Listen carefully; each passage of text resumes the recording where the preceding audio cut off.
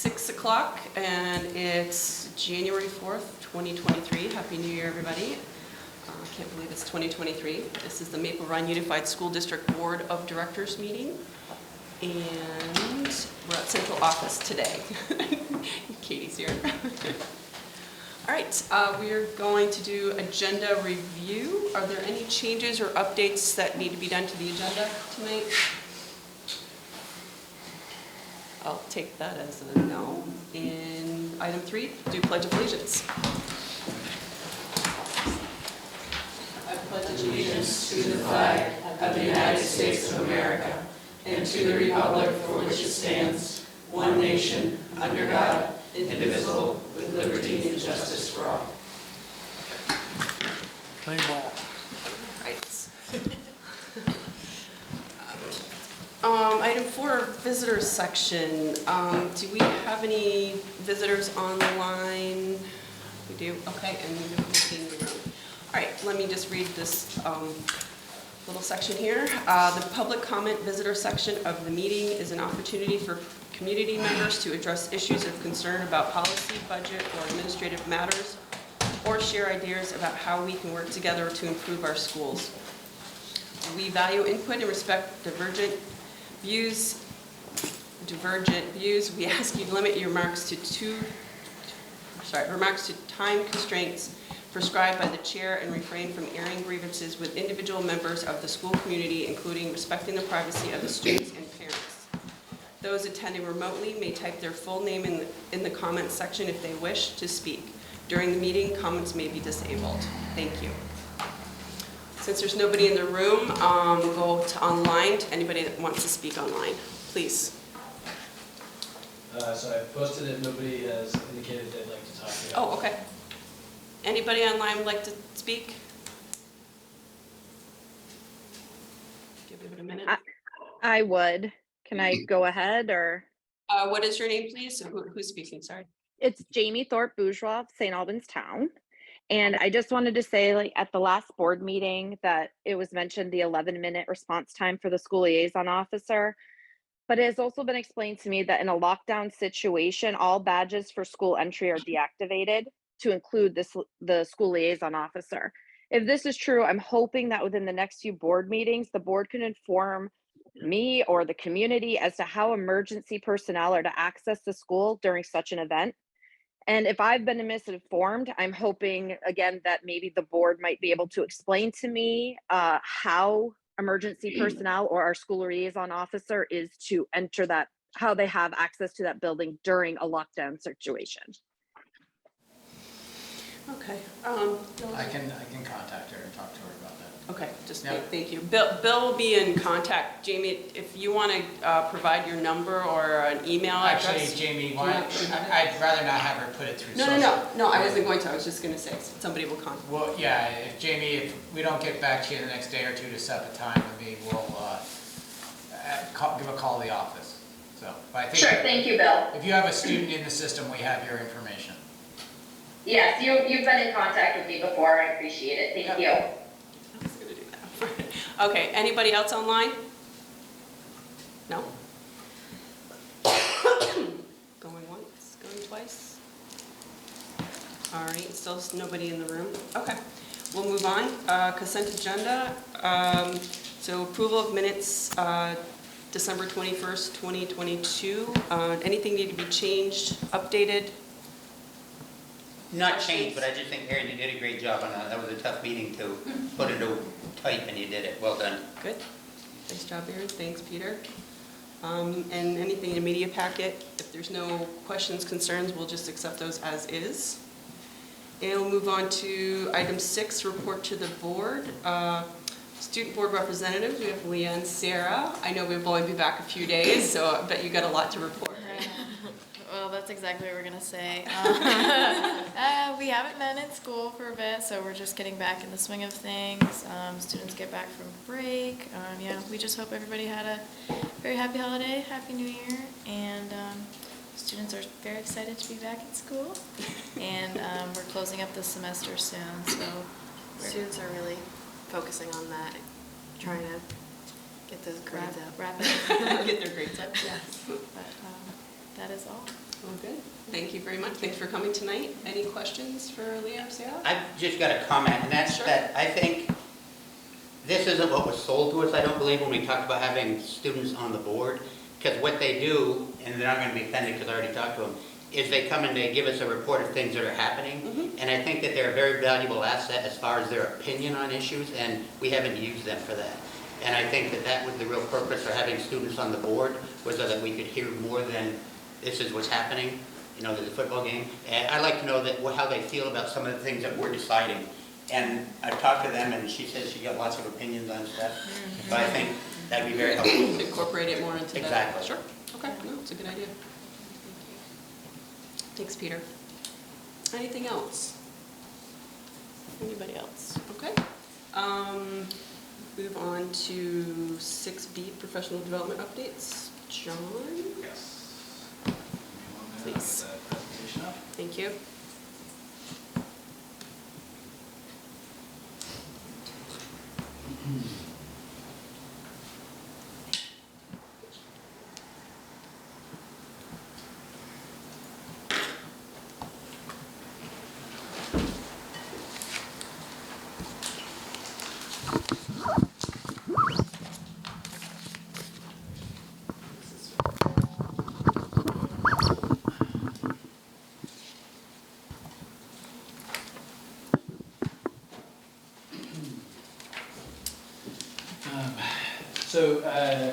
This is just the standard report on professional learning for the district. You probably recognize the slides because they're the same ones that I used last year in terms of the design, but all the information is updated for this year. And as I think everybody knows, we've made some pretty dramatic shifts in the way we approach professional learning as the district, and so we have some really, well, I think it's exciting data to share out, and then feedback from teachers and staff, and some thoughts and process on how we move forward as a district. So, the first thing to just recognize is that the centralized planning, or the planning for learning at the district, is really framed around the 3 areas of the envisioning plan, which has been driving all of our work.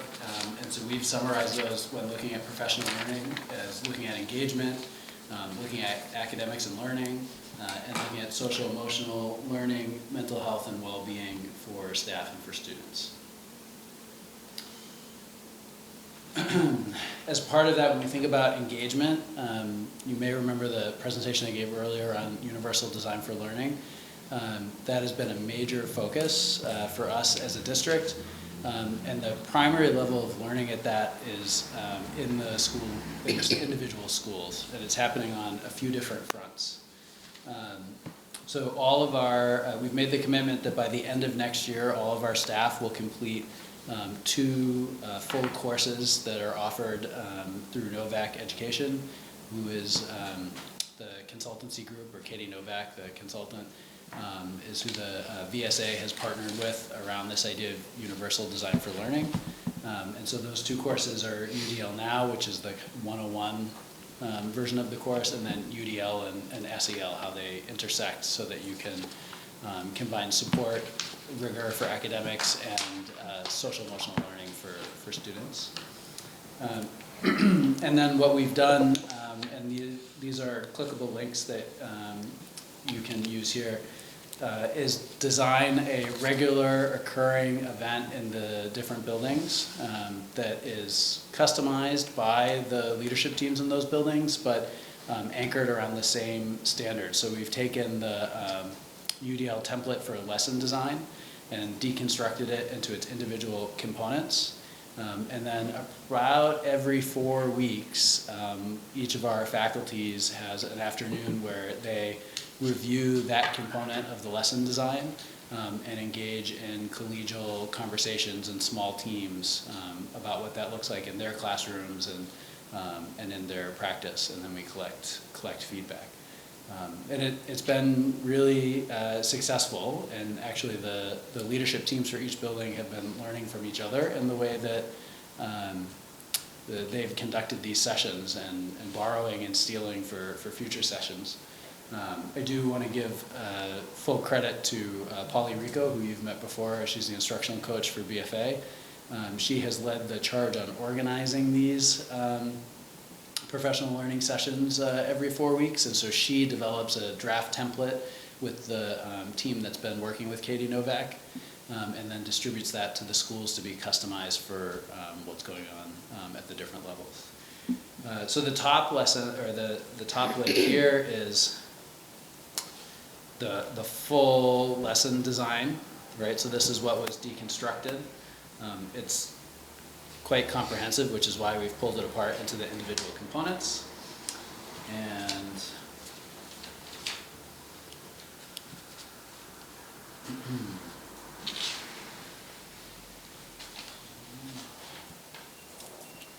there we go. The bottom part is an actual example of one of the rough frameworks. So if you look at the building-based template here, this is actually taken directly from what Polly and that team came up with in terms of structuring these conversations in the individual buildings. And so it's great, it's planned, and resources are provided by that team that's looking at working with Katie Novak. The principals and their leadership teams customize it, and then the conversations are led by individual teachers and teams of teachers in all of the buildings. So.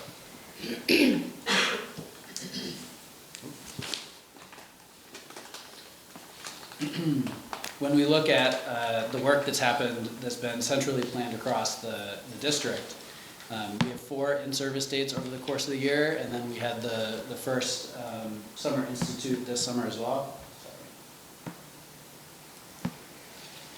And so between those, all of those learning opportunities that were scheduled, you can see I've categorized all of the learning opportunities and then the number of individual registrations for those courses in the column on the right. So teachership, this is focused on instructional practice and assessment practice, and then foundational elements of social emotional learning. And it's woven together into a sequence that starts at those kind of fundamental levels and then spirals up in terms of complexity and complexity. There's this wide category I've called professional practice. So this is CPR for staff that are required to have that, handle with care training for staff that are required to have that. So it encompasses a real wide range of training that is either really expected or highly valuable for someone's practice. Other aspects of it, like youth mental health first aid and those kind of classes, are all happening within that category. We've done quite a bit around literacy, both with the development of our new program, or the adoption of the Amplify literacy program, also with our partners at the Stern Center around the science of reading and reading instruction, and also about the Wilson reading system. We've had a emphasis on working with student data and making data-informed decisions, and so we've been doing that through our provider Panorama, which is actually our data warehouse that we've been building, and they've been working with staff members to roll that out and also skill up teams on how to use it. I always struggle with whether or not I should combine play and project-based learning, because they're different, but there really is a continuum. At our earlier grades, the focus is on play-based learning, and then as students enter some of those elementary, middle school and high school years, the design shifts to project-based learning, and that's done through PBL Works. Blended learning was something the teachers requested when we did our professional development survey last year. That's actually looking at what we learned from online instruction during the pandemic, and like what actually worked for kids that we want to keep, and how do we incorporate that into our classrooms. And so that's that blending of the online tech learning and the in-person face-to-face learning. And then the rest of it is pretty self-explanatory. We have a kind of social emotional learning 101 class, building culturally responsive classrooms, which is a kind of ground level course for that work. We have 72 teachers that went through the restorative practice training, and our teachers and leaders that went through that training. And then we've partnered with the All Learners Network, which is a local Vermont-based organization around math classroom structures. And that's looking at instructional practice in the classroom and how kids best learn math.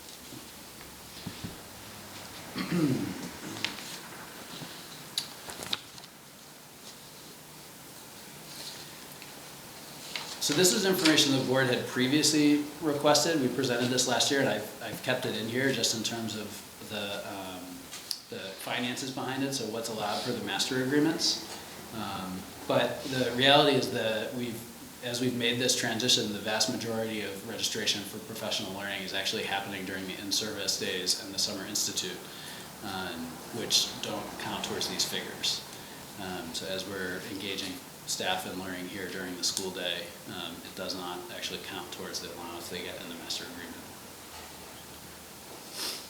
agreement. Interestingly though, we're seeing, even though we're spending a lot more on organizing professional learning for the district and bringing trainers here, we're on track to spend about the same, or maybe even a little bit less in professional development funds.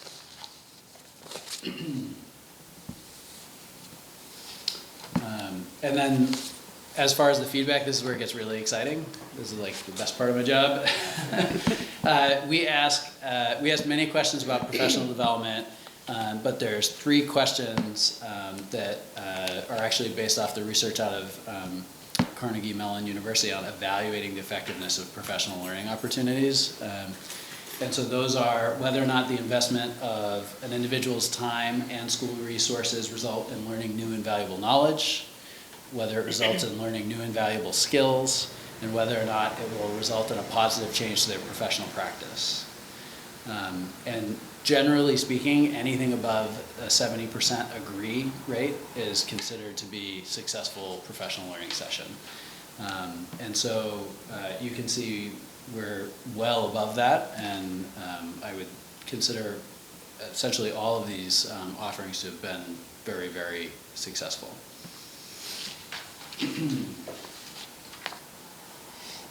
But that's not to say there's not other feedback and areas for us to grow. Teachers have consistently asked for more and deeper learning. They want to continue learning. One of the interesting themes that we've noticed is when we look at those 3 questions, for people who've been in the same course or a continuum of courses that are aligned to a theme, like the restorative practice piece or the project-based learning piece, or the literacy pieces, there's quite a few of them. The percentage that agree with those statements is very close to 100%. So for the people who have assembled from the kind of varied options that we've had, that haven't been organized into a theme, we're still well above 70%. We're in the low to mid 80%, depending on which course you look at. But that is a remarkable difference between the two, and that has come out in the actual statements people have said in the professional development surveys, which is that those options don't always feel connected to people, and so people are looking for a little bit more help kind of putting these into a theme or a focus area for them to learn over the course of the year. People want time to talk with their colleagues both within their schools, and there's a huge desire to meet with colleagues across schools to continue the work of aligning the curriculum and instruction.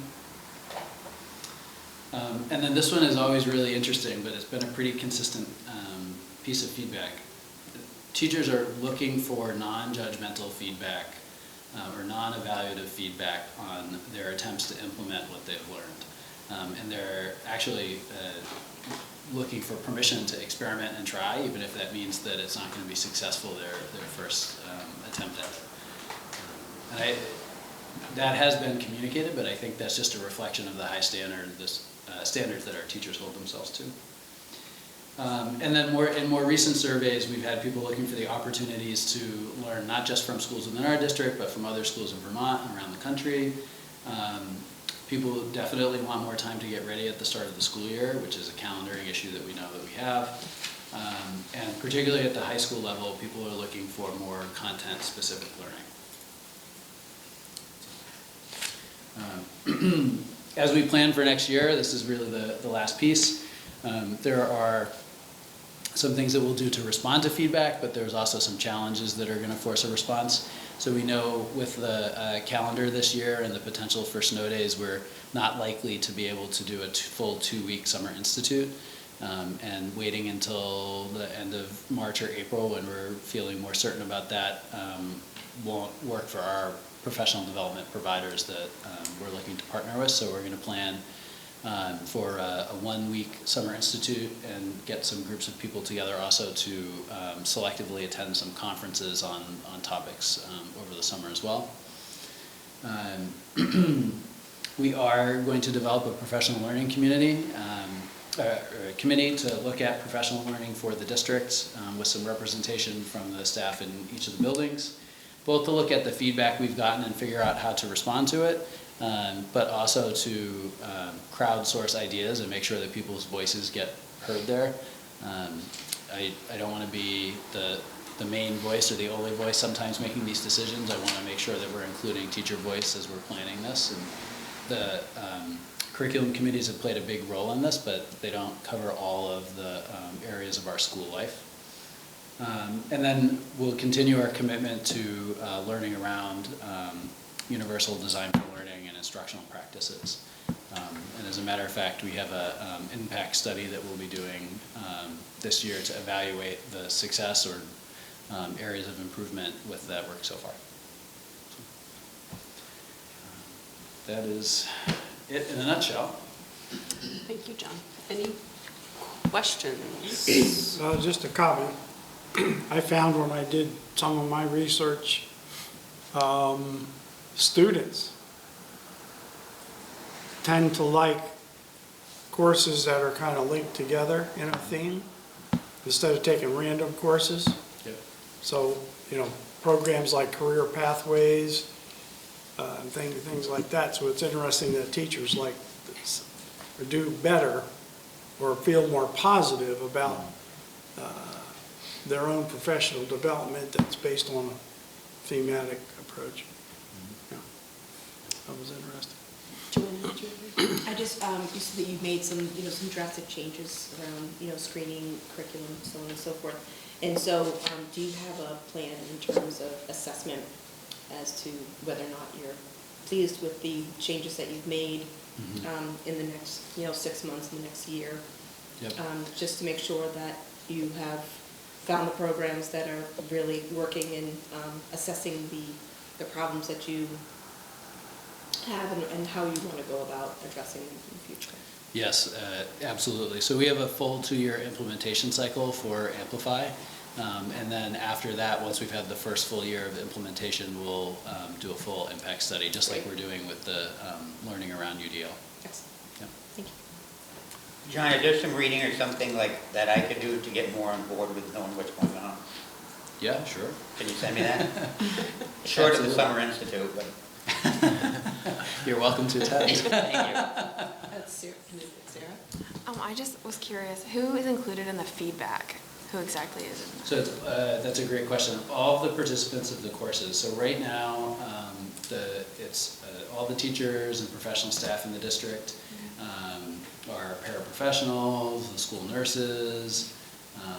So basically anybody that has participated. Okay. Yeah, for the agreements for the professional development that we have built into the master agreement, should it be concerning that we're not spending sort of what we have allotted to that? Or is it maybe just, what you guys are doing is as or more effective? And I guess I'm wondering if we should be adjusting our budgeting or anything along those lines. That's a great question. I think it's to be expected. So we saw a decrease because of the pandemic. The professional learning was greatly disrupted.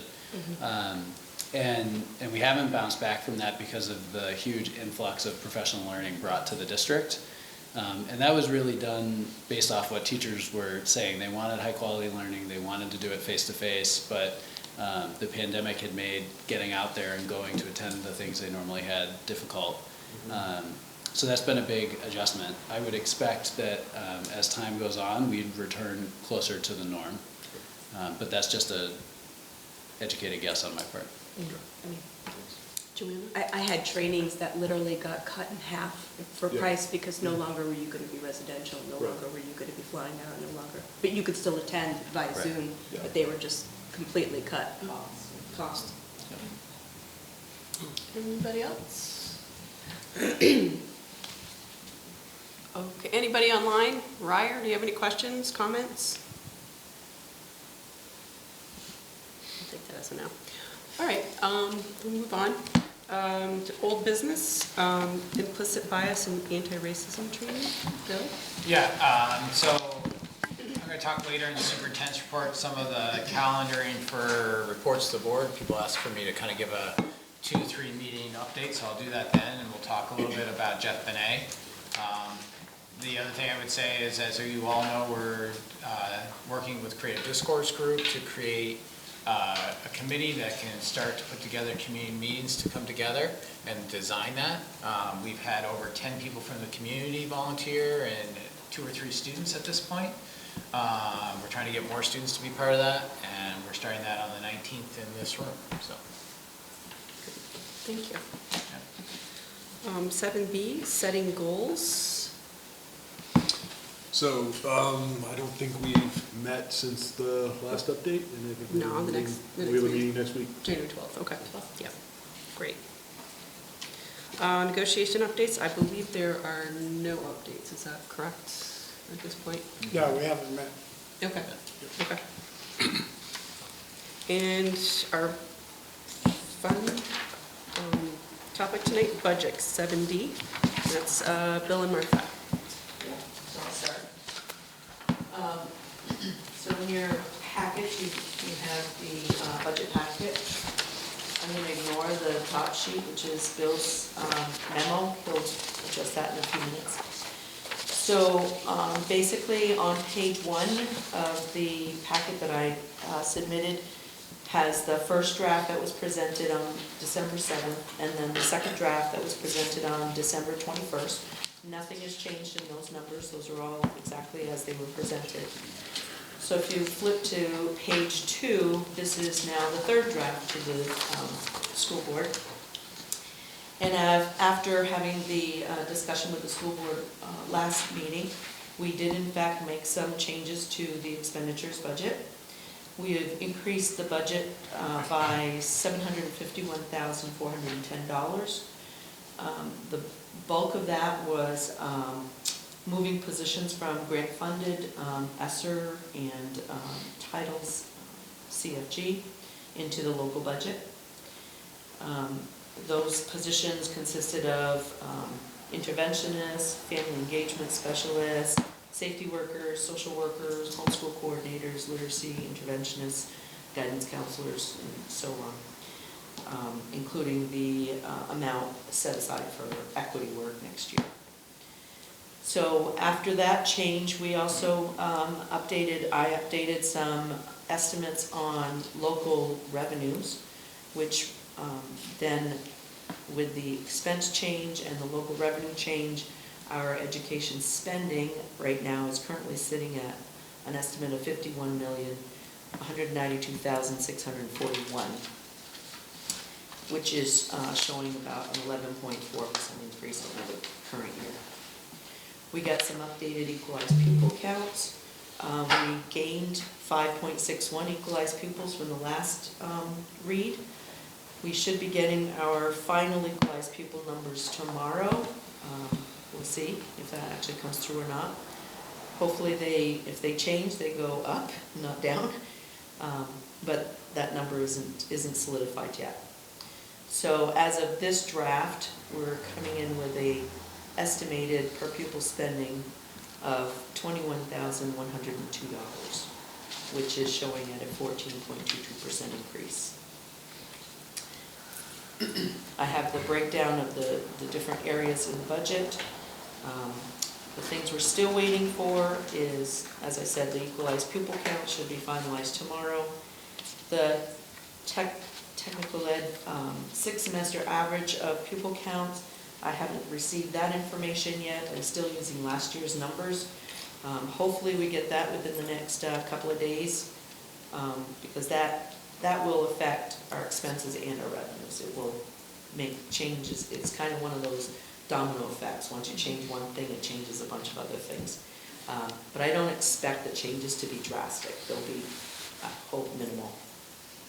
Still waiting on some revenue information, transportation aid. For one, I did make an adjustment as to what I had reported the previous meeting, only based on information I received on last year's transportation aid. We just barely received that information. Once I get more information there, that could also change, and hopefully it would increase our local spending, which would then reduce the education spending amount that we would need to collect from the state. So that's a nutshell, the next 3-4 pages of information, which is basically summarized on the last page, which is the tax rate impact page. Before I get to that, would anybody have any questions before I move on to that page? No, at this point, okay. So, with the updated expense budget, the updated local revenues, still estimates, education spending update, equalized pupil count update, and our spending per equalized pupil, we're now looking at an education tax rate of $1.3633, which is 2 and almost a half cents less than our current year education tax rate. We did in fact receive the common level of appraisal information, and I'll quickly go over that, but I'm sure Bill will speak on that a little bit more. St. Albans City's common level of appraisal went from 84.34% down to 70.95%.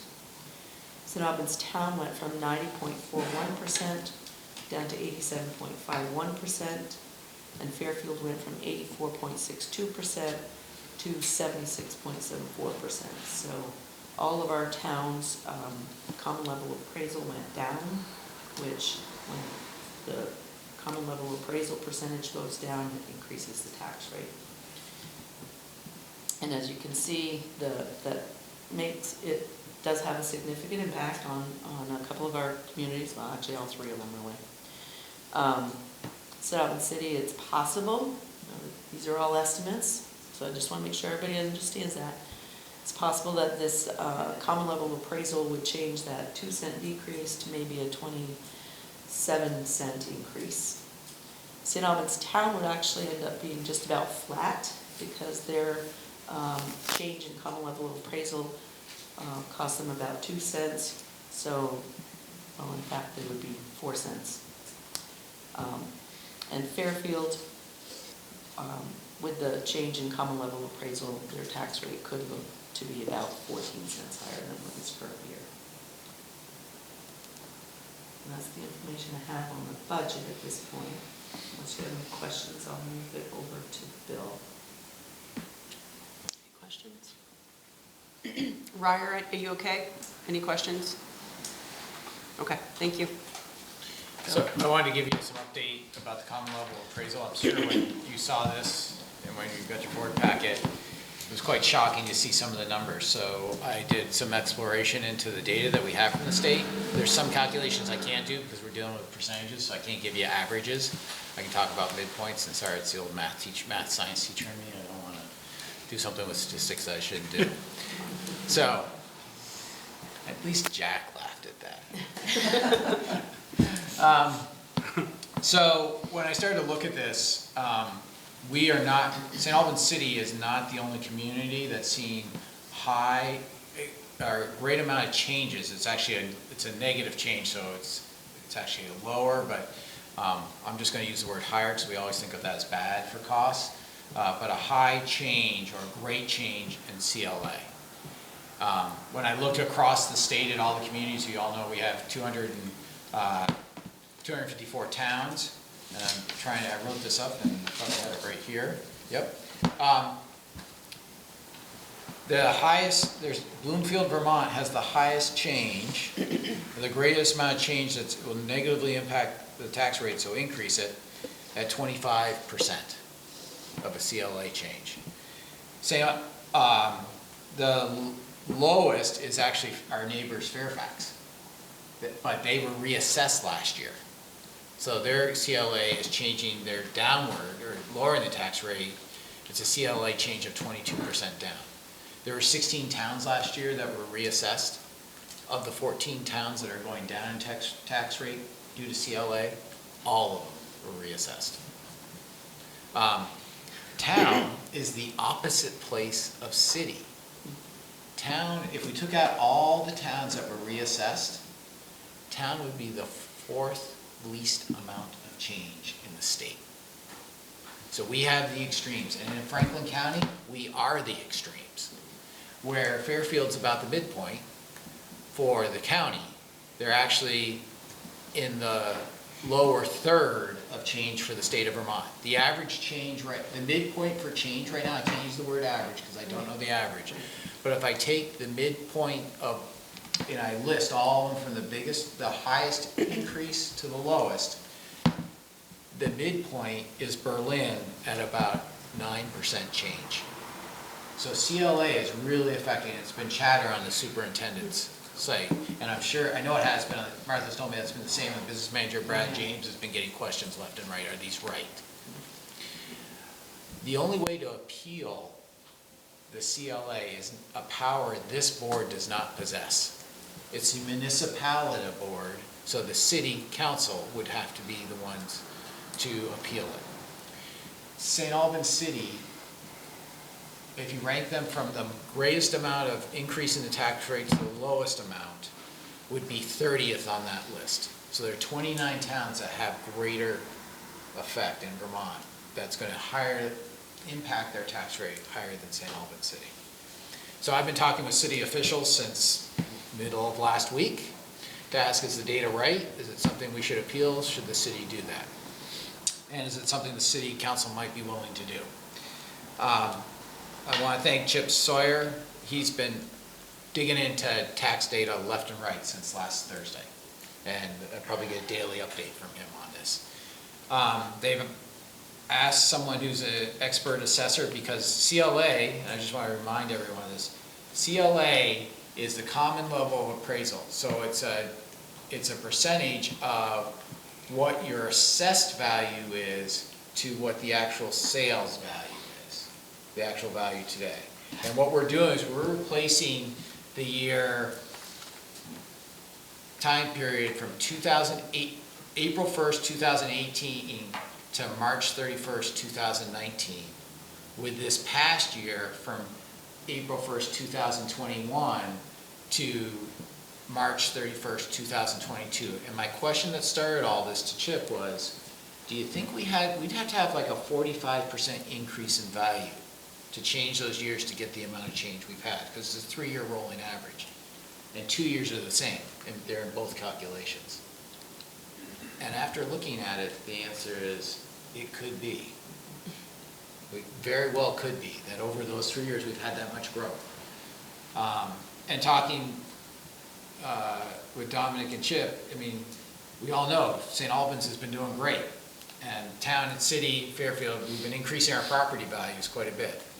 This is a result of it. This is the CLA. We've been increasing our value. People aren't going to see it in their bank account, but they're going to see it in their property value. The CLA is really something that came about, if I look all the way back to Act 60 in 98, I'm looking at Jack a little bit, I think I'm in the right year, it's 98, 99. The CLA came about to stabilize and encourage towns to keep their assessments accurate and not try to, and to stabilize the amount we share across municipalities. There are all 254 of us. As I said, it's a link to that community growth and wealth, and that's really been happening for St. Albans. I gave you some rules of thumb in my memo that I sent you that I covered with this budget piece. As we talked about, to lower the tax rate by a penny, it takes about $400,000 of educational spending, not the expenditure saying, the educational spending. You know how Martha has this on page Oh, Martha, I mixed up my pages, but on page 1, just if I go up top in the draft one, we saw the first draft of the budget was 69,000 and change, and the educational spending is 45,900,000. That's what we'd have to lower, not the 69. Right. So approximately, Martha and I did a rough calculation, and tell me, we talked about this Thursday, so if I got it wrong, stop me, Martha. Sure. But I just kept this figure in my head. If we were gonna try to get rid of the 30 cents effect on this, from the CLA, we gotta cut $10 million out of that 45. Not out of the 69, out of the 45. That's almost 20% of your budget. So it's, and what would happen? That CLA effect, you'd be cutting the schools, but the same amount of money we're putting towards the dollar yield and towards the state spending will still go to the state. You're just affecting Maple Run. At the same time, in the tax commissioner's letter of December 1st that we start all the budget year with, and the happy yield and all that, and I haven't had a chance to talk to our local representatives. They're next on the list after today. But I do know someone that did talk to them, so I'm kind of saying this third head. But they've been already talked about looking at the excess money that's in the ed fund right now, $63 million.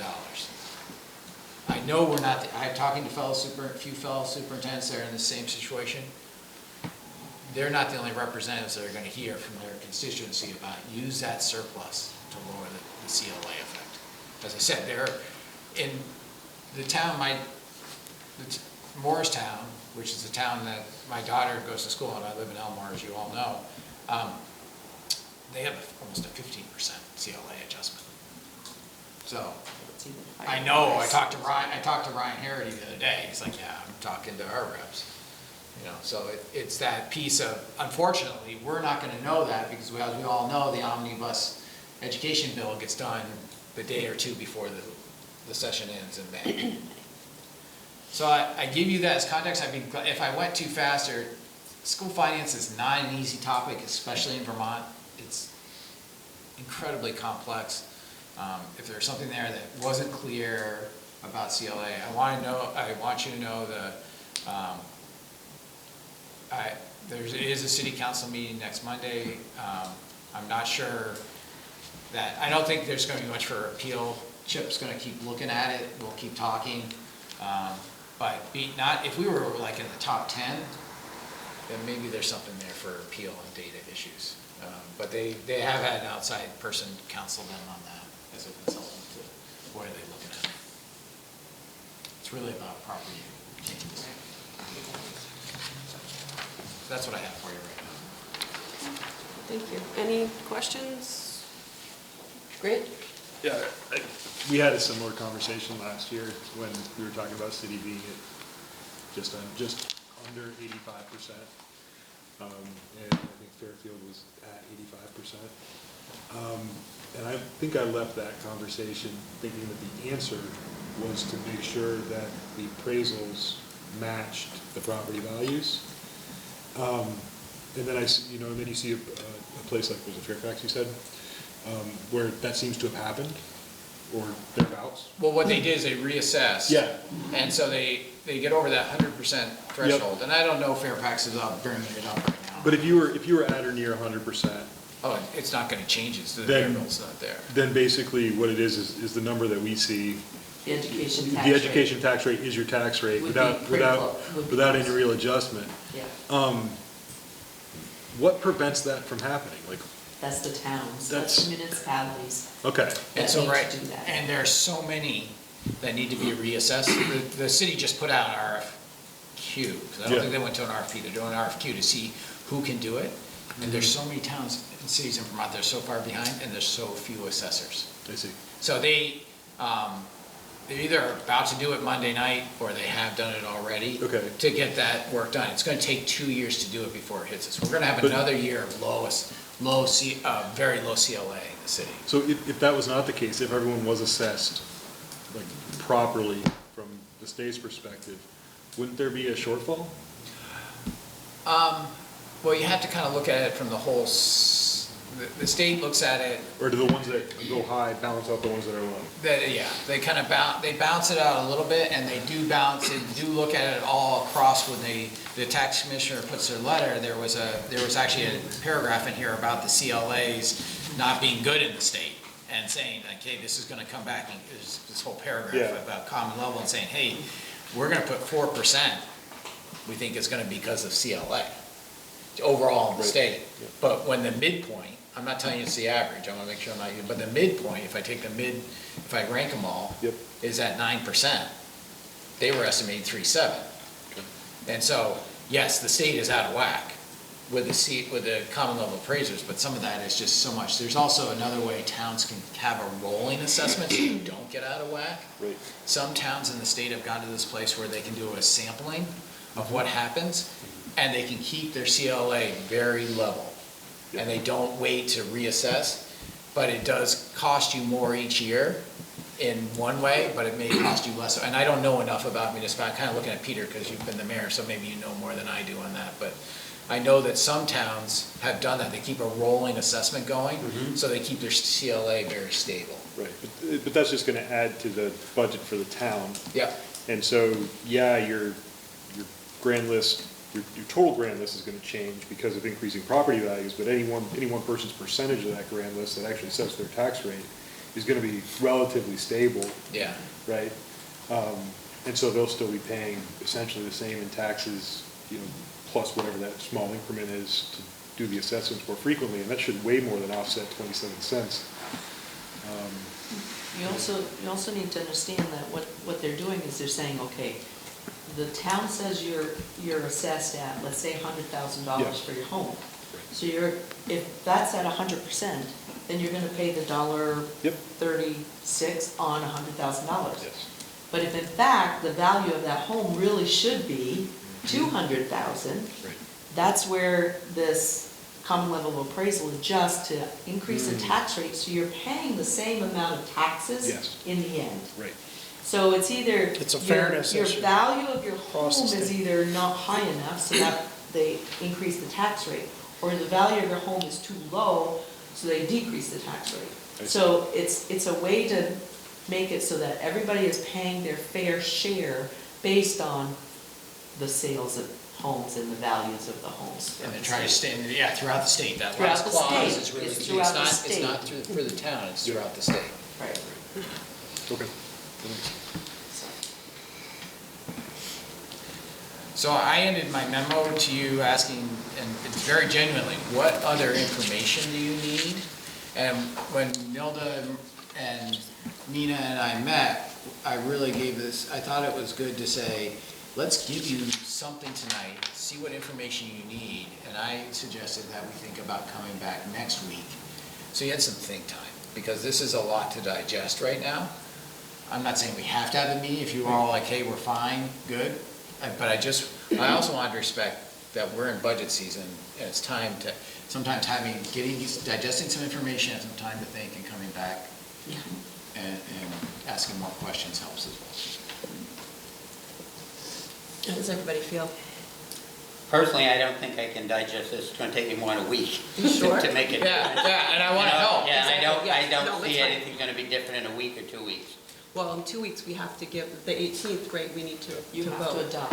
Right. So is next week going to be helpful? I wouldn't think so. No? Okay. No, I mean. I'm just asking. Yeah, no, I'm I'm not just trying to being be honest, funny. yeah. Yep, Yeah. okay. That's what we're looking for. That's what we're looking for. Yeah. I want to help you, and later on, we have a topic on new business about budget communications and education. And that's something you said last year, board, and we have some other ideas for that.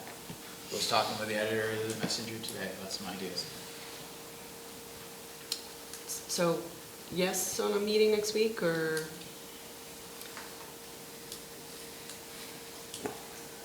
I mean, you can always reach out, Yeah. okay, we can always reach out to Martha and Bill too, if you have questions in between. Yeah, please. Yeah. Please. Use my cell or. Katie, you good? Yeah. Joanne? Joanne, Ryer, you good? Okay. All right, so I guess we won't need it, and if you have any questions, reach out. Okay, and then be ready on January 18th to vote on this budget, bring it to the And people. just so that you know, I'll still be, refining the numbers And so on the 18th, they might be slightly different, but it'll probably be close to what we've got right now. Okay.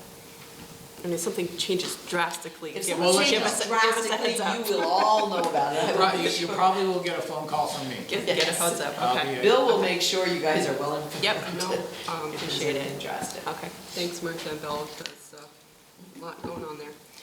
Okay, next business is 7E. It's, sorry, governance policy, second reading. The administration recommends a motion to adopt A58 community representation advocacy, A59 human resources stewardship, and A60 planning policies that were warned at December 21st, 2022 board meeting. Can I have a motion to accept these? So moved. Can I have a second? Second. Thank you. Any discussion? Any concerns? Alrighty. There was the one that we wanted to have, That was the next one? that's the next one, okay. Yeah. It wasn't part of that. Yep, Okay, no, you no. read through. Yep. Nope. All set? Okay. All right, Ryer, any questions? Sorry. No, okay. All right, we'll go through and take a roll call for governance policy, second reading, 7E. Joanna? Yes. Susan? Yes. Jack? Yes. Grant? Yes. I Joanna twice. Katie? Yes. Nina, yes. Ryer? Yes. And I think that's it, right? Peter. Peter, oh, I'm sorry, Peter. That's who I forgot. Yes. Thank you, sorry about that. Motion passes 7-0. Sorry, Peter. All right, 7F, the E21 non-school literature distribution policy, second reading. Looking for a motion to recommend to adopt E21 non-school literature distribution policy that was warned for possible adoption at the December 21st, 2022 board meeting. Could I have a motion, please? I'll make that motion. Susan, can I have a second? A second. Thank you, Joanna. Thank you, Susan. Any discussion?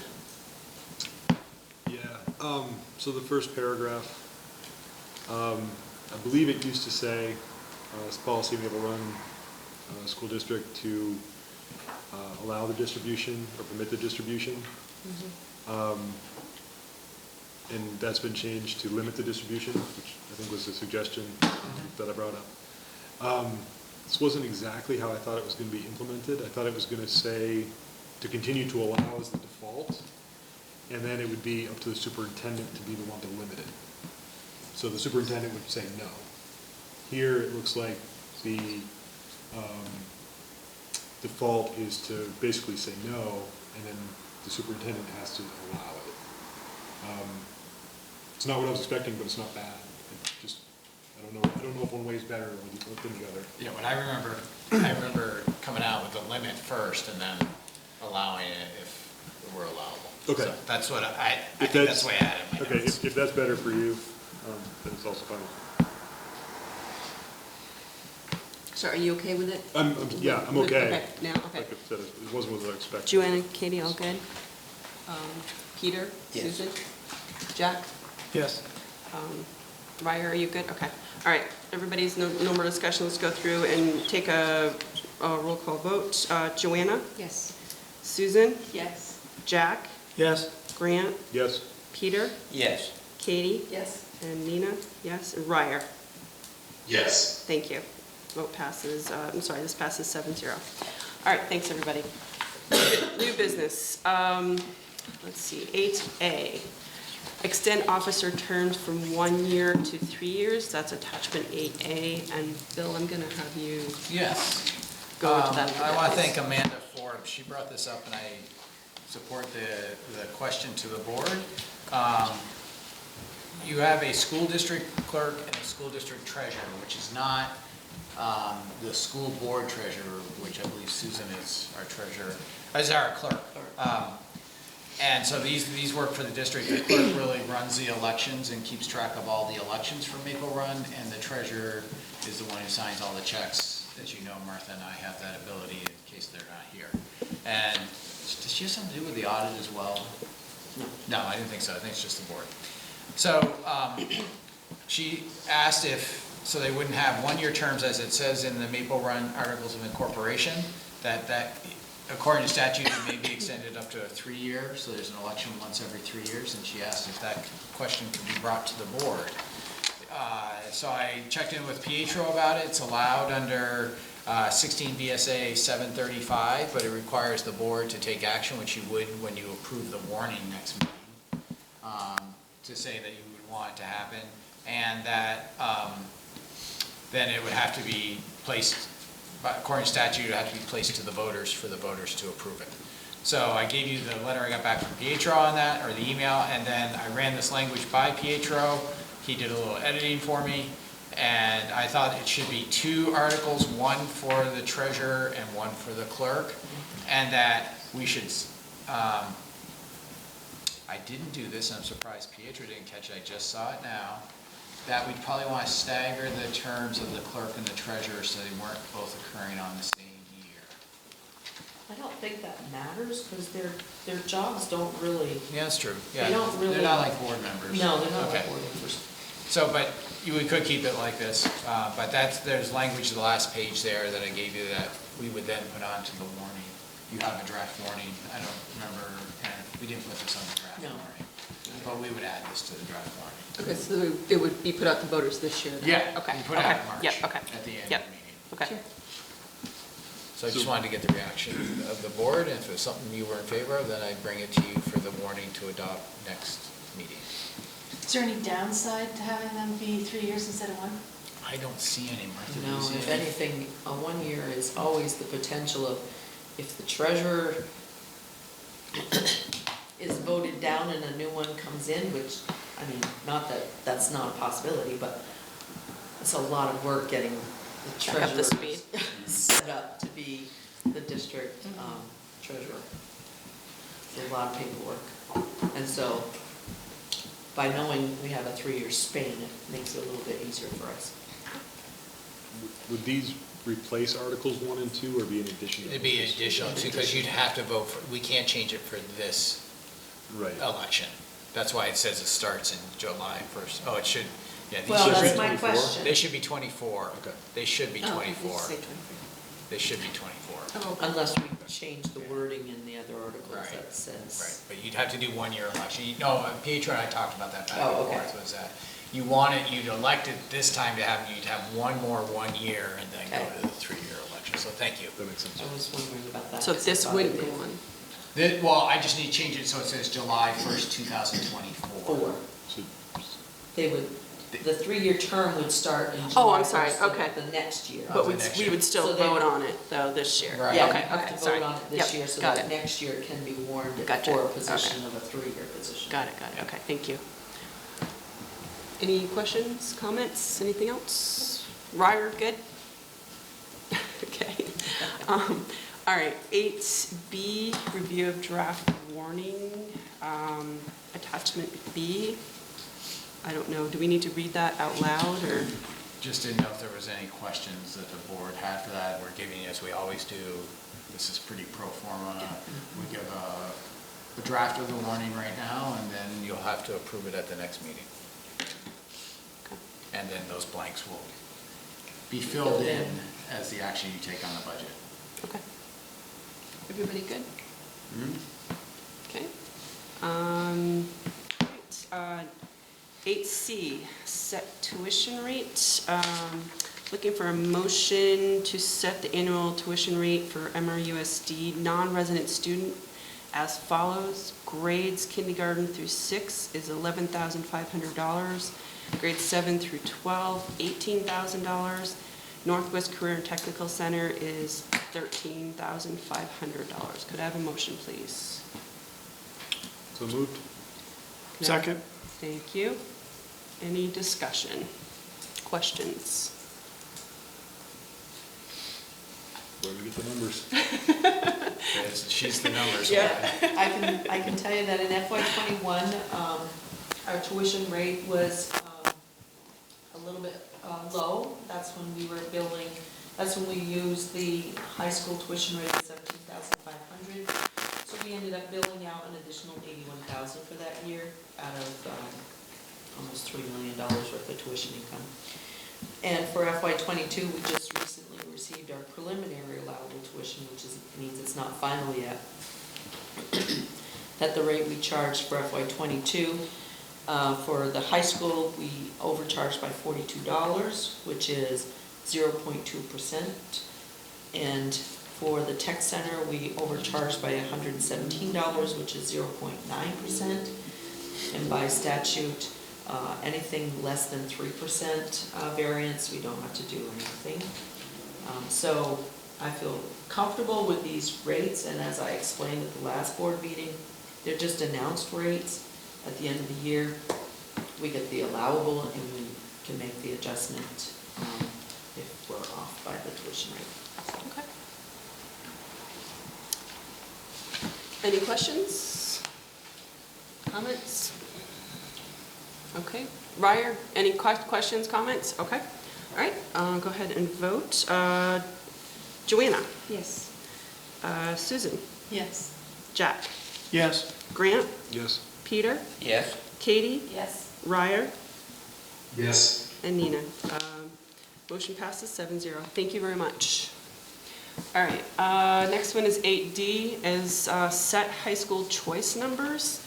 Looking for a motion to set the high school choice numbers as 40 students going out and 35 coming in. So so you're looking for 40 students coming? Going out, we can allow up to 40 going out. Oh, okay. So allow 40 students going out. Okay, and 35 is that's just letting us know that's coming in. Is that correct? Yeah, I can talk Okay, about all right. that. You get that motion. Okay, can I get a motion, please? Sorry. Do you want me to read it again? I'll make that motion. Okay, thanks, Susan. Can I have a second? Second. Thank you, Katie. Any discussion? So last year, this is the same number we had last year as this year. We statutorily can't go less than 40 students going out, 10 per grade.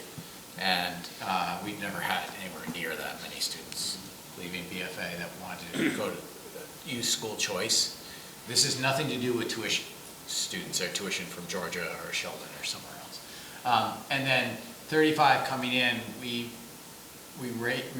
think we raised that last year or the year before. I can't remember which, from 32 to 35. I do remember doing that in the past 2 years. Last year we had 13 on the wait list from the lottery. With the current numbers that we have right now, we usually have about the same number that graduate with seniors. It's pretty steady at about a third of that number, 35. About a third of that, about 10 to 12 are usually graduating each year. We don't get a lot of freshmen. We have some that come in through school choice, but not a lot. And there's no money transferred into the school choice. It's not like the tuition of students. So this is something statutory the board has to set every year about this time. Anything has to be done by the end of January, but we try to do it or maybe the 15th. I think it's, I think by February 1st, I think. Yeah, by February 1st has to be set, because that's when we start all the. Yeah. So I thought it was you could allow up to 5% of your population. No, What was that? nothing with school choice. Usually it's fewer numbers than this. In my experience, this is one of the higher ones. Is that strictly like just transferring, or is that? That's for a student that wants to, they can transfer, Sarah, coming from, we have some students that say they were going to MVU, yeah. Yep. And they wanted to come here. Right. MVU, and I want to make sure I use a town that they have to go to MVU, so let's use Swanton. They live in Swanton. Because if you live in Georgia, that's a tuition town. Right. So they don't have a designated high school, money follows the student. This is for students that live in a school in a town that has a designated high school. Right. So MVU and Swanton's a great one. I live in Swanton, I have to go to MVU, but I'd like to go to BFA. Okay, so that's just like the limit of like the lottery. That's the limit of the lottery. We do up 35 overall. And then say we have 12 seniors who are going to graduate this year. We'd say we have 12 slots. Everyone comes in, we do a random lottery. Okay. If you have, no, I don't want to make this next statement because I'm not 100% sure. I was thinking something about siblings, but I want to check that. The one thing that is if you are in the lottery as a freshman and you get in, you're guaranteed that spot through your whole 4 years. Yeah, yeah, it's not just for 1 year. Yeah, so. You said that there were 13 people on the wait list Last year. last year, Yeah, so at the end, because we never know what the true wait list is at this point, because starting for, February. for next fall, for you were next saying? year. Okay, I'm with you. So- All right, just want to make sure I understood. So what we you had about, this year, Aaron checked with Teresa, and he said you had 13, there were 13 on the wait list. There's 7 seniors going. Seven seniors, thank you. And do they get priority for next year or not? The kids that The are, kids no, that they are- have to reapply, and we go back through the lottery system. Oh. It's a really good question. And this is just school choice, stuff like exchange students, that's what doesn't impact it all. Doesn't expect, yeah, exchange students are not part of this, tuition students are not part of this. This is someone that that lives in a town with a designated high school and they want to go to a different high school. And the money does not follow the child. Or the people who want to go out, so it does like. Referrers who want to go out, say we had someone. Fairfield kids who want to go to Enosburg. Yes. Right. Instead of going to Yeah. BFA. Yeah, we have, that's primarily our out students. I would imagine. That live up in the, Up in the what? I was gonna say northeast section of town. That's what I was going to say. That was literally was in my head. I was trying to figure out, how do I want to say that? Nicely. But I mean, even there's people who live in St. Albans, Oh, yeah. town, who live closer to Swanton. Right. Who, who live closer to MVU, so it's. Okay. Any other discussion, questions? Okay, go ahead and take a vote on that. Joanna, Yes. Susan, Yes. Jack, Yes. Grant, Yes. Peter, Yes. Katie, Yes. Ryer, Yes. and Nina. So motion passes 7-0. Thank you. And we are on 8E. I'm going to hand this over to you, Bill. Yeah, so budget communications. Last year, we added, we have our standard way we would be doing budget communications for years, which is an insert that goes into the messenger, as well as the district report that goes out. That's sent, there's a postcard sent out to everybody saying, if you'd like a copy of it, you can get it on our website. Here it is, here's where to go. Last year, we added a video, which actually had quite a few views, which was great. And that was done between Martha, myself, and Milda. One of the things that I always learn from other steal great ideas, is that people started last year being more successful for a shorter video instead of a longer video. And like the sections, they kind of split them up. And people could go view because of their social media habits. If you watch a 3-minute video instead of a 16-minute video, they'd rather do that. So that's one of the things that Aaron Rushlow and Aaron Smith and I have talked about still doing the video, but then Dino could help us splice it. But today I had a meeting with Bridget Hodgson. I want to make sure I say her last name. Hagden, thank you, my pronunciation, Hagden. With the editor, and we're developing a timeline to get out some of the same information we always put out, but in smaller sections in the messenger and for social media. Because I explained to her what we just had a conversation tonight about the education of CLA, and a hard concept for everyone to understand. So, also knowing what does the money really support? And that's some of the things that some of the other boards have felt really successful at, is saying, okay, so for the facilities, this is what we're doing with our facilities. Here's some of the great programs that happen for students, and showing some of those snippets. So not just kind of saying this is what the budget's supporting, because some people don't really understand what the budget does support. So,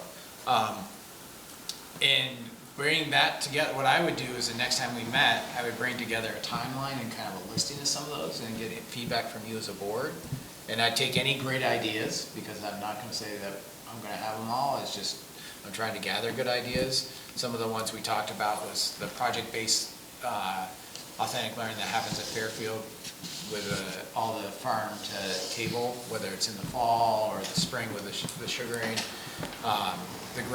It just happened, it was just in the paper, but the great local history study that happens at SATEC, or we were talking about several different things at BFA and at City School that happen as well. So I'm going to try to make a list of that type of thing, and then I bring that back to you with a timeline of starting that after you adopt a budget, and kind of have a bookend with a short snippet on the budget and how we do that with Nilda, Martha, and myself at the beginning and at the end, but then in between through February, these are the things the budget's supporting. So those are the best thoughts I've had to date on trying to communicate that, but I think we're going to need all of your help to really educate everybody. Because of the percentages and numbers. I mean, Go ahead. when I was looking at numbers and the increases that I saw, seemed like a lot in special education. There was a lot of changes in, it was like SLP, audiology, like all, that whole area. I mean, over $1 million, difference. So, I mean, I appreciate that because I really like the outdoor classroom at Fairfield, but I don't really think that that's where all of our dollars are going. I don't know that that really translates into, that's where these huge monetary changes are being made. They are important in terms of our education and whatnot, but I think there are some really big areas where there's some large increases, and maybe just explain to people what are those positions? Are they equipment? Is it assessment? Is it professional development? What is it that's costing so much? I mean, everybody understands they're going to the grocery store and they're seeing the enormous changes, for inflation, but what are they in terms of our budget? Where are we seeing it hit the hardest? Yeah. I can quickly speak to that one line item if you want me to. It was just one thing that caught my eye. Sure, go for it. So actually, between the current year and the proposed budget, it's less than $50,000 increase. You're comparing it to FY '22, and in FY '22, we had a lot of staffing that we couldn't fill, and that's the actual cost. So there was a lot of services that we couldn't spend those funds, so, yes. So that's just one quick one. Right, but I mean, what a great, but that's a really important explanation that makes sense. So it's not that we wouldn't have allocated that money, we couldn't. Right. Yeah, I think that's important to bring up. This is why having your help is really key, because I look at it too much. Peter? Obviously, the vast majority of our money is going towards staff. So I think we ought to sell it as such, as that we are the largest employer in the area, and that a lot of that money that we're spending is staying local. Absolutely. And I think that's probably our biggest selling point here. Yep. Very true. Yeah, and so these are all, yes, there's more staffing, but these are all jobs that are going to people within our community. Exactly. And we're sustaining our own community. I totally support that. Very good. Again, Peter. You're worried, I feel like I ought to change where I'm coming from. I know. All This right. is wonderful. Any other budget communication, information, questions, comments? Ryer, anything from you? Okay. All right, let's move on to other business. So we I've got have- a comment. Oh, sorry, go ahead, Jack. I hate to admit, I took Peter's comment about students to heart.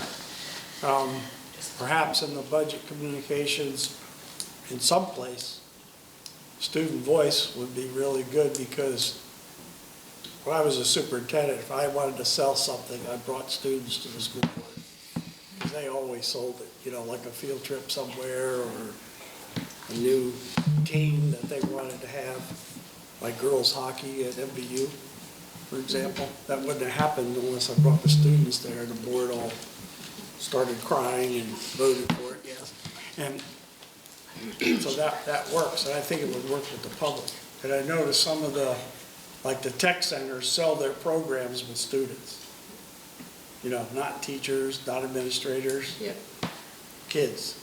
Oh, They do the it's job. Definitely, that's the feedback that they're looking for. Anyway, just an idea. Nope, thanks, Jack, appreciate it. All right, moving on to other business, the warrants. Looking for a motion to approve the warrants, acknowledging that passage of this motion will act as authorization and signature of any individual board members participating remotely. Could I have a motion, please? So moved. Can I have a second? Second. Thank you. Any discussion? All right, any discussion, questions? That is fine. Let's see. Okay. we'll take it. Joanna? Yes. Susan? Yes. Jack? Yes. Grant? Yes. Peter? Yes? Katie? Yes. Ryer?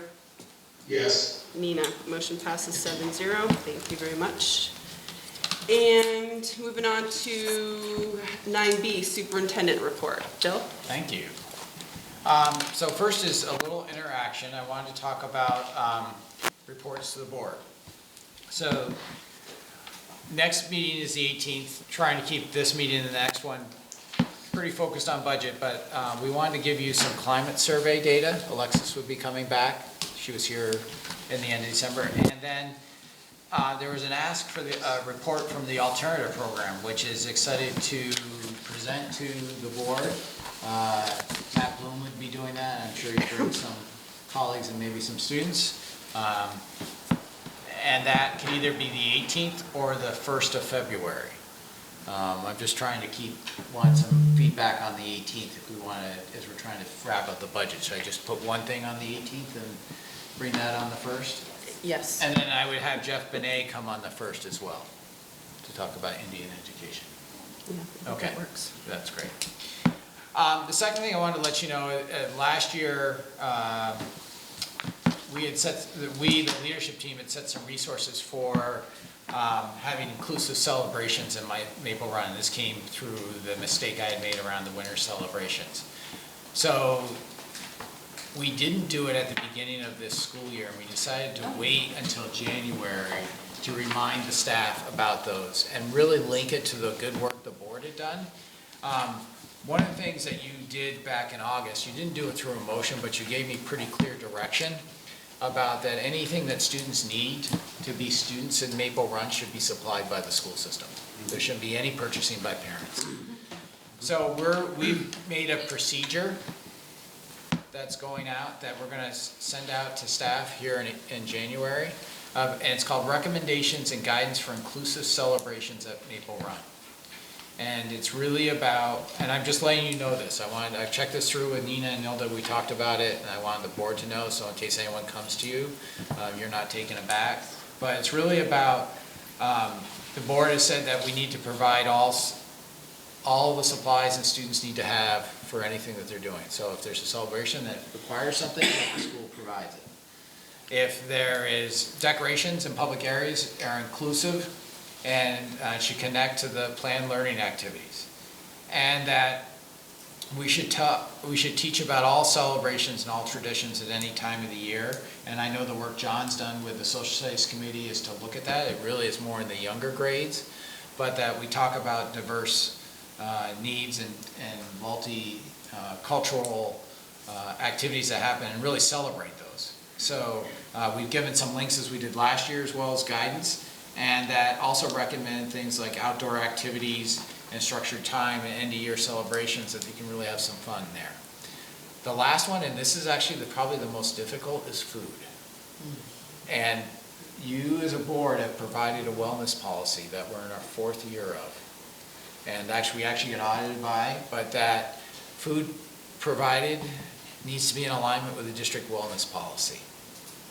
And the idea, and I know my mom did it for me, was bring the tray of cupcakes, which would not meet our wellness policy that you've enacted as a board.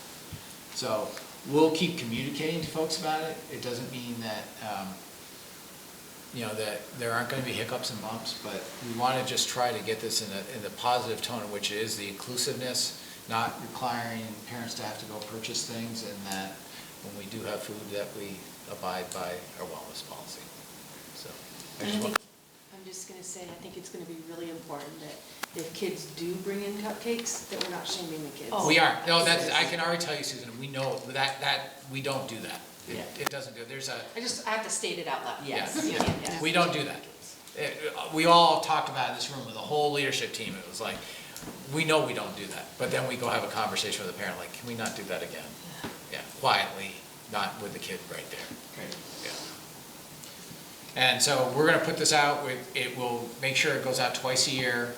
We're going to do it at the beginning of the year, and it will be within the guidelines, and then it's going to staff here in January again, just so they're aware. And we're deliberately doing it in January of each year.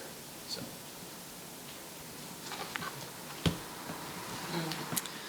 Okay, anything else? That's all I have All right now. right, board announcements. Anybody have anything? Just reading the thing that Nilda sent regarding Robert's Rules of Order, obviously we have never officially left a meeting because you have to have a motion and a second, so we've never officially left any meeting we've ever been in. Well, we'll Should we incorporate go that. back and do them all? Well, maybe one spells. Peter, to that, one time in Delaware, I had board members so angry with each other, it was kind of like the Congress today. They wouldn't approve adjourning the meeting. Oh, my. They were so angry with each other, it's really funny. Administrators were all kind of giggling inside, you know, not outside. Ryer, do you have anything to share? I actually do. I have a statement here. Okay, so part of being a parent means making the hard decision, doing everything you can to ensure your children's success and safety. What's become clear over the course of the SRO topic being brought up again is that I and my wife simply cannot do that in this community. I cannot force anyone to care enough about my children to read the science and think it's ostensibly about the best practices when it comes to equity and school safety. I can present that info, but if you choose not to read it, I'm stuck. At our last meeting, we spent an hour discussing whether community members should be able to vote on whether my children should feel safe and welcome at our schools. Community members and some board members literally wanted to put the feelings of safety of my children and children like them on the ballot. This unfortunately solidified an already conceived of thought in both I and my spouse's head that this community isn't a community where we belong. That this community was too interested in maintaining a harmful status quo than making forward movement in addressing decades-old problems. That discussion on whether or not to bring back harmful policies was the last straw, and unfortunately, my wife and I almost immediately put our house on the market. After just a few days, it went under contract, and we will be moving before the month is over. I understand the enormous privilege we have that we are able to take our children out of a situation we view as harmful, and I understand that not all parents, not even most parents, have that privilege. So I would encourage you all as board members and as a school district to try and do the hard work that you have yet to do. Bias and discrimination thrive when not confronted. These things have to be talked about. I would like to say so many of the teachers and staff of this district have been hugely influential and inspiring, and I hope they are the voices that are listened to in this district as it does work surrounding equity. I also want to say students, especially those in the Social Justice Club, give me so much hope for the future. Unfortunately for me and my family, that future is just a little too far away. A while ago, someone told me in an online comment that I should go back to Chicago. I ignored the dog whistle and the fact that I've never actually lived in Chicago. But now I will kind of be taking that advice. And while not Chicago, we are moving to a place that values multiculturalism and new input and ideas. So all this to say is I'm officially submitting my resignation. I hope so much that you are able to do better by the next family like mine. I'll be sure to turn in my resignation in person to Bill and Ella. So thank you. Okay, thank you, Ryer. Agenda for future meetings, non-political flags and flagpole discussion that Susan had put on. Is there anything else we want to put on? Okay. And there's no executive session, and we are at the end of our agenda, so we can adjourn. Should I do the motion? Yeah, I guess so, okay. Is there a motion so we can end the meeting, please? Second? Second. All in favor? Roll. Roll, sorry. Joanna? Susan? Yep. Jack? Yes. Grant? Yes. Peter? Okay. Katie? Yes. Nina? And yes, and Ryer. Yes. Motion passes 6-0.